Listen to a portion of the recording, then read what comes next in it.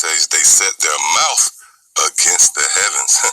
They set their mouth against the heavens, and their tongue walketh through the earth. Yeah, so when the scriptures say they set their mouth against the heavens, was simply put, through his laws, his legislations, he's pretty much thumbing his nose up at Yahweh Bashim Yahushua, which, by the way, when you go into that word against, it translates to opposition to.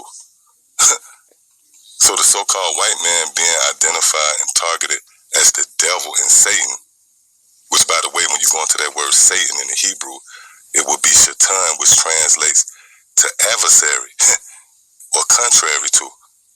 Well, if for nothing else, this is based upon his laws and legislations, which in this man's warped mind, he feels as if this propels him in the stratosphere that exceeds the Most High himself. And that's outlined right here in the book of Isaiah, the 47th chapter.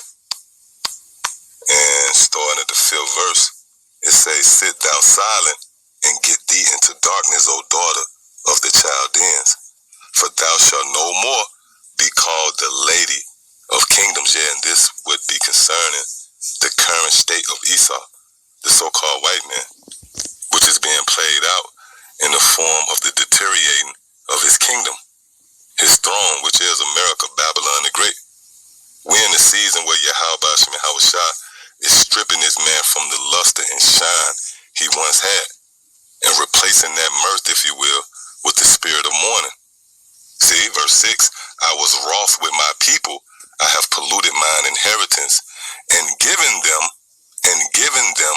into thine hand," which was manifested by way of Jake coming over here in those slave ships to serve hard bondage under the foot of our oppressors, our enemies, our arch enemy and nemesis, the so-called white man.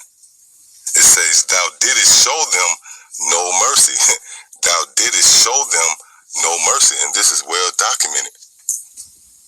From dragging Jake into the Times Square and hanging them based upon an accusation, word of mouth, no proof whatsoever. Lynching, castrating, the slaughtering of the natives based upon a quota.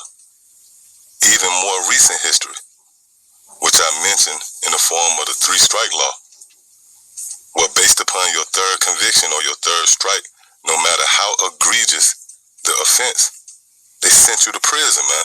Well, that's a form of this devil showing us no mercy. Again, it says,